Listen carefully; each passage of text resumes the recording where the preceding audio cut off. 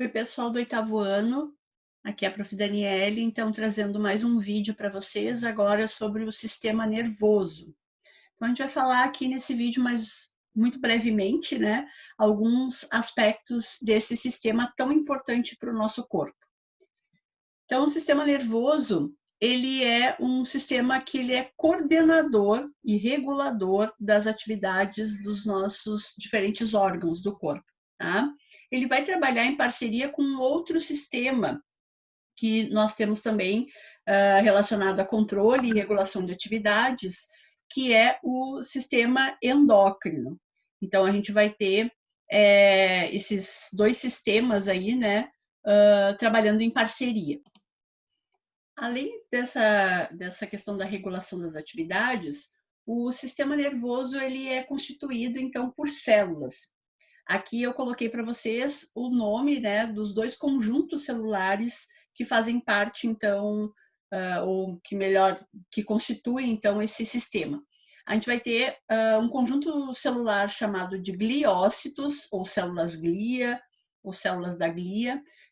Na verdade, aqui, gliócito é um nome comum a esse conjunto, né, de células, mas a gente vai ter aí subtipos celulares dentro desse grupo. A gente vai ter os neurônios são o principal tipo celular, né, que é componente desse sistema, e ele é que vai ser o responsável por essa função aqui, né, do sistema nervoso, que é a de enviar informações através dos chamados impulsos nervosos. Depois, ao longo do vídeo, a gente vai conversar um pouquinho sobre como esses impulsos nervosos ocorrem no nosso sistema nervoso. E para finalizar aqui, informações gerais, né, do sistema nervoso, ele vai ser dividido em duas grandes porções. O chamado sistema nervoso central, ou parte central do sistema nervoso, e o sistema nervoso periférico. Aqui no sistema nervoso periférico, inclusive, ele é dividido, ele é subdividido em outros dois sistemas, né, o autônomo e o somático. Então, vamos começar falando um pouquinho das células do sistema nervoso. A gente vai começar pelos gliócitos, tá? E aí, como eu falei lá no início, elas também são chamadas, né, de essas células de neuróglias ou células da glia. Essas células, elas são bem mais numerosas do que os neurônios e são de menor tamanho também em relação aos neurônios, né? Aqui eu coloquei para vocês uma imagenzinha que tem, então, mais ou menos o formato que essas células chamadas gliócitos, né? Ou melhor, que fazem parte desse conjunto celular chamado de gliócito, vão assumir. Então, a gente vai ter como funções gerais sustentação e proteção dos neurônios, então elas são células que vão atuar para que os neurônios possam executar a sua função, que é a principal do sistema nervoso. Elas vão produzir e manter o extrato mielínico ou bainha de mielina, que aqui a gente consegue ver, né, perto dessa célula glia aqui, chamada de oligodendrócito. Então, a bainha de mielina, na verdade, elas são essas células aqui, as células de Schwann, né, que se enrolam ao redor de uma região do neurônio e ficam ali, né, concentradas naquela região, promovendo retirada de resíduos metabólicos e aumento da velocidade dos impulsos nervosos. Então, elas acabam potencializando, né, essa passagem do impulso nervoso. Aqui a gente tem outros tipos, né, a micróglia, o astrócito, que estão relacionados mais à manutenção e sustentação do neurônio, e essas aqui, né, os oligodendrócitos, as células de Schwann e os ependimócitos são mais relacionados, então, à bainha de mielina ou extrato mielínico. Aqui a gente vai ter a principal célula do sistema nervoso, que é o neurônio. Então, o neurônio ele é composto por várias regiões, a gente vai falar um pouquinho delas agora. Essa região aqui é chamada de corpo celular. Nessa região a gente vai ter o núcleo celular e todas as organelas celulares, ou seja, todas as estruturas celulares que mantêm a célula viva, né? Então, mitocôndrias, retículo endoplasmático, lisossomo, complexo golgiense, ribossomos, todas as estruturas celulares que desempenham as funções de vida da célula vão estar nessa região aqui, chamada de corpo celular. Essa região, ela é extremamente ramificada, ela tem essas ramificações. O nome dessas ramificações, cada uma delas, né, chama dendrito. Então, aqui, junto ao corpo celular, nós vamos ter os dendritos.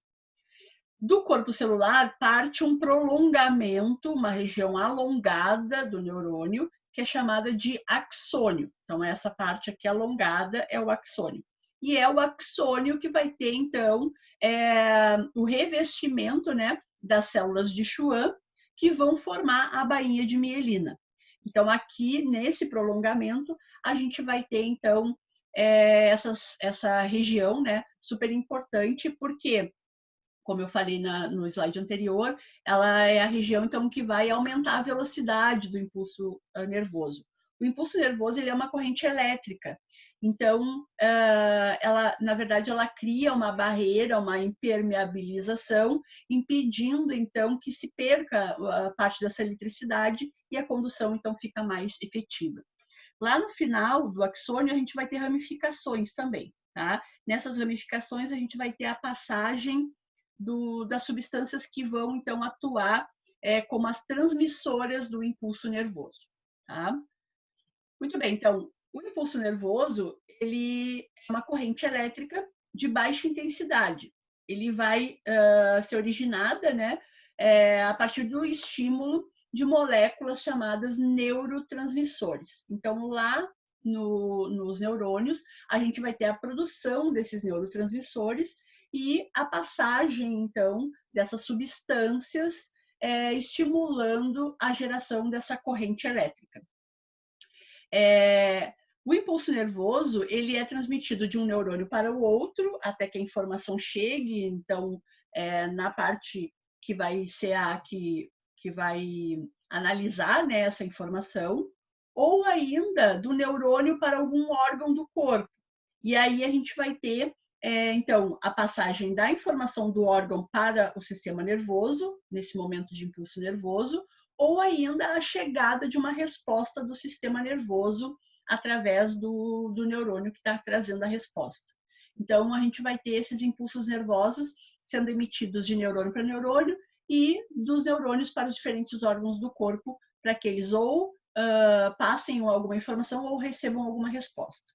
Os neurônios, apesar de eles ficarem muito próximos, eles, na maioria das vezes, não se tocam.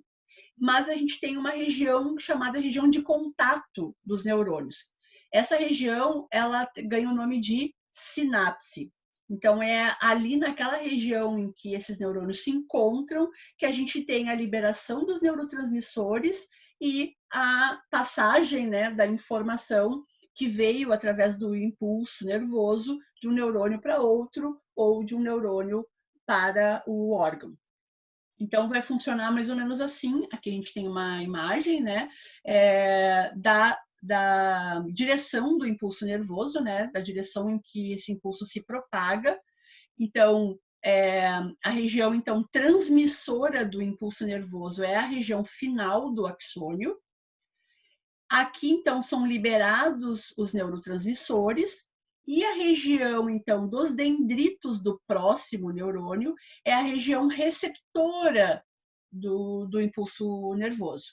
E aí, então, ali esses neurotransmissores vão desencadear, né, vão estimular a geração de um novo impulso nervoso e esse impulso passa por todo o corpo desse novo neurônio até chegar na região terminal do axônio e vai acontecer o mesmo processo. Ele vai gerar neurotransmissores que vão passar para o próximo. E assim a gente vai tendo a transmissão de um neurônio para outro, tá? Como aqui nesse cordãozinho, ó, que a gente tem vários neurônios. Então, ó, região terminal do axônio passando para o dendrito, região terminal do axônio passando para o dendrito do próximo. E assim a gente vai transmitindo o impulso. Aqui, para vocês terem uma ideia de como que ocorre essa passagem, né, dessas substâncias chamadas neurotransmissores. Então, a região terminal do axônio, produtora, né, ou melhor, que libera esse neurotransmissor para a próxima, né, região, que é a região dos dendritos.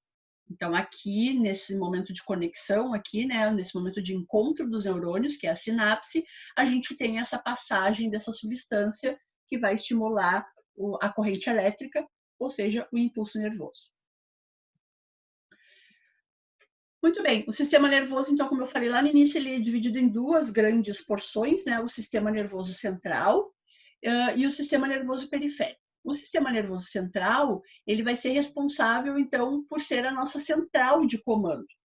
Então, ele vai receber informações dos órgãos dos sentidos ou de qualquer outro órgão do nosso corpo, ele vai interpretar essas informações e vai enviar respostas adequadas a essa situação interpretada. Ele vai estar relacionado também às emoções, aos pensamentos e à inteligência, obviamente, e à memória. A gente tem essa constituição da memória principalmente na hora que a gente dorme. Então, a gente passa por uma série de situações ao longo do nosso dia e lá no momento que a gente está dormindo, a gente faz uma seleção de armazenamento. Então, a gente vai ter as caixinhas de memória temporária e as caixinhas de memória mais permanente. Aquilo que foi bastante relevante para nós vai ser armazenada já diretamente na caixinha de memória permanente. E aquilo que não foi tão relevante, ela fica temporariamente, né, nessa memória, né, temporária, e se acontecer uma nova situação que torne ela mais relevante, ela passa para a caixinha da memória permanente. Se não, ela é esquecida ali ao longo do tempo. Por isso que algumas coisas a gente lembra mais facilmente e outras com mais dificuldade. Tá? A região central do nosso sistema nervoso, ela vai ser dividida em encéfalo e medula. O encéfalo é essa região craniana, então ela vai ter também subdivisões: telencéfalo, que é o cérebro, o cerebelo, o tronco encefálico, que tem 3 regiões, o diencéfalo, que tem 2 regiões, e aí tudo isso, toda essa parte, então, que é protegida pelo osso do crânio, chama encéfalo. E a gente vai ter uma segunda região do sistema nervoso central, que é a medula espinal. A medula espinal é um cordão que passa no meio da nossa coluna vertebral. Então, o osso, os ossos que compõem a coluna vertebral, ou seja, as vértebras, elas são protetoras da medula espinal, assim como o osso do crânio, ele é o protetor do encéfalo. Os órgãos do sistema nervoso central, além do crânio e da coluna vertebral, eles também vão ter ajuda protetora de membranas. Essas membranas são chamadas de meninges. Nós temos 3 meninges: a dura mater, a aracnoide e a pia mater, nessa ordem de fora para dentro. Então, a dura mater era a mais externa, a pia mater era a mais interna, tá? E a medula espinal, então, ela fica sempre conectada ao sistema nervoso periférico através dos nervos. Os nervos, eles são estruturas do sistema nervoso periférico e vão atuar, então, nessa comunicação das diferentes regiões do corpo com a região central do sistema nervoso. Aqui, então, uma imagem do encéfalo, né? O encéfalo, ela é a região mais volumosa do sistema nervoso e, consequentemente, do sistema nervoso central, porque ela faz parte do sistema nervoso central. Aqui a gente vai ter o telencéfalo, que é o cérebro, tá? Essa região corpo caloso aqui, ela é uma região composta de substância branca. A substância branca, ela é um conjunto de axônios com bainha de mielina. E a região, então, mais cinzenta do nosso encéfalo, ela é composta da parte do neurônio chamada corpo celular. Então, os neurônios ficam corpos celulares para cá e axônios voltados para essa região mais interna. Eu falei que o diencéfalo ele é dividido em 2 partes, né? O diencéfalo, então, ele tem essa região aqui chamada de tálamo, tá? O tálamo ele é um conector da região do telencéfalo com o hipotálamo. E o hipotálamo ele é a nossa central das sensações. Então, sede, fome, tá? Saciedade, ela são todas percebidas aqui e organizadas por essa região, então, aqui do encéfalo chamada de hipotálamo. Depois a gente vai ter o tronco encefálico. O tronco encefálico ele vai ter 3 regiões: o mesencéfalo e a ponte. Essas 2 regiões elas são conectoras dessa região maior aqui, né, do encéfalo, com o bulbo e com a medula. A medula começa aqui, ó, tá aqui a pontinha da medula, e depois ela continua, né?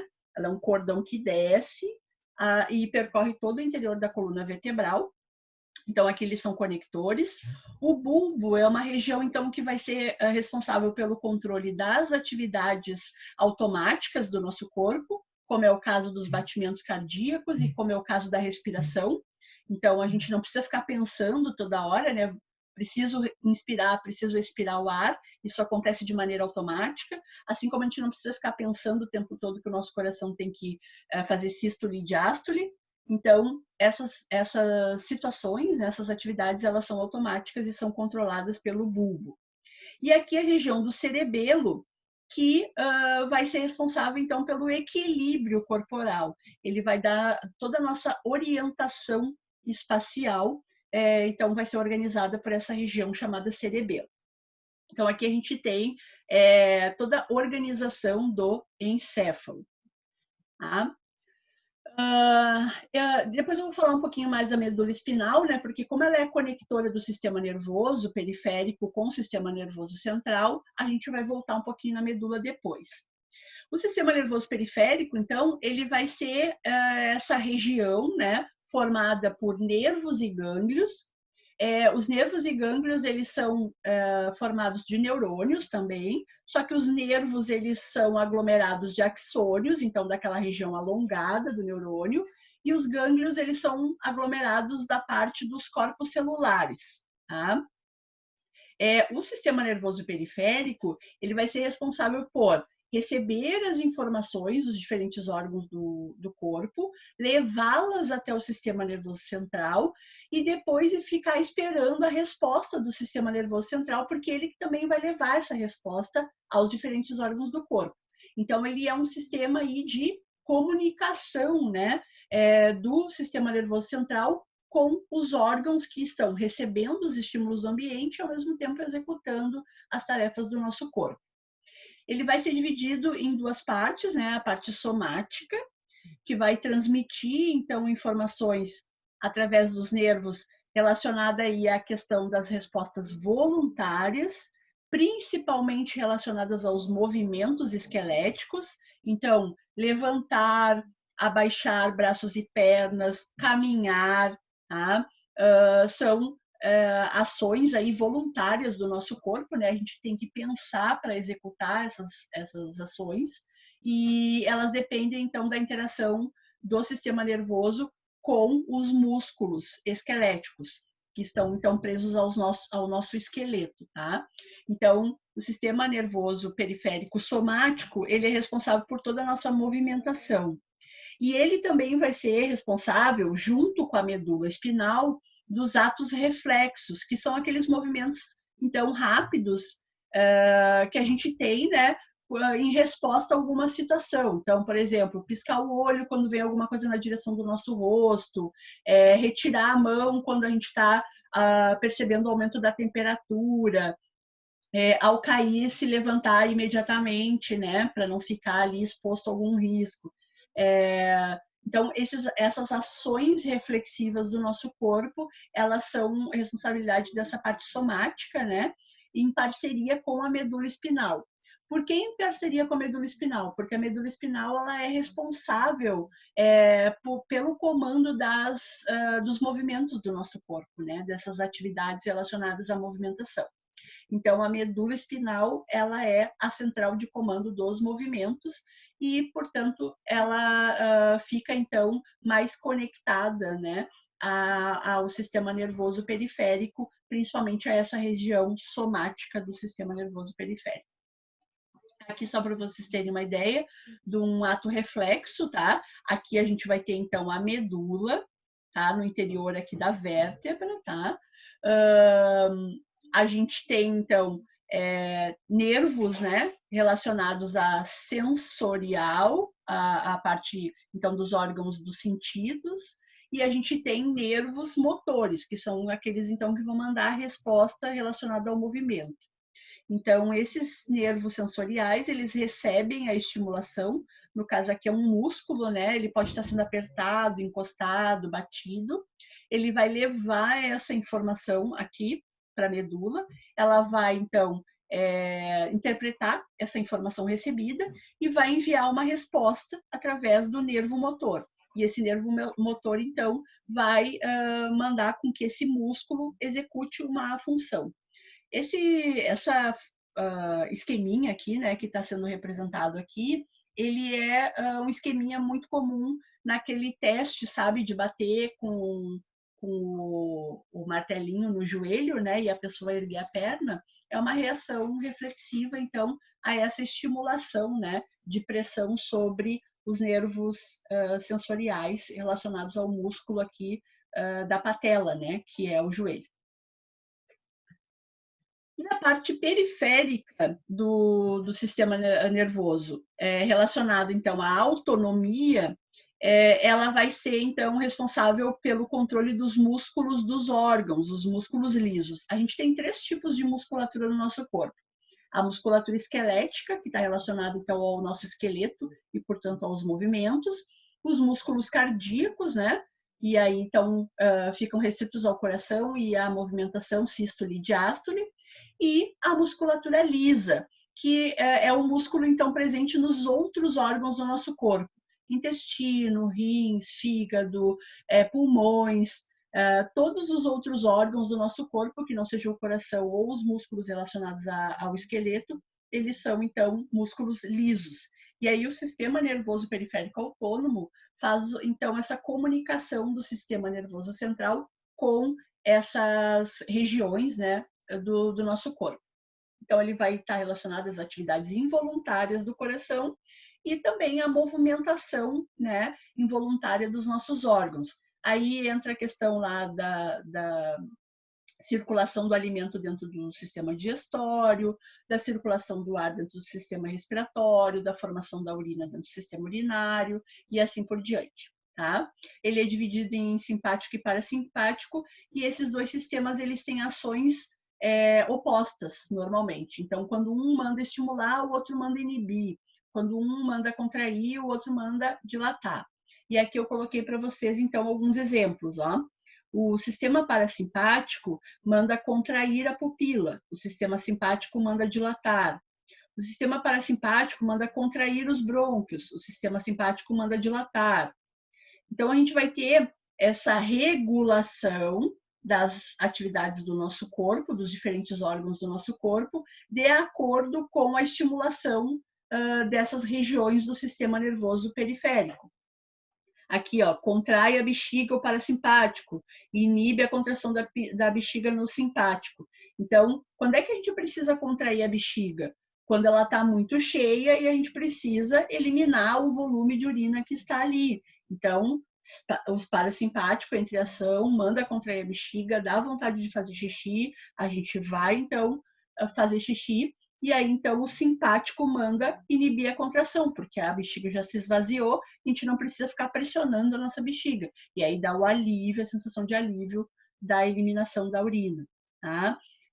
Aqui, no parasimpático, estimula a liberação da bile. Quando é que a gente precisa da bile, né, liberada pelo fígado? Quando a gente consumiu algum alimento, principalmente rico em gordura. Então, parasimpático manda liberar a bile. Depois que a gordura é digerida, o simpático manda cessar, né, essa liberação da bile e manda o fígado aí converter o produto da digestão, né, que é a glicose.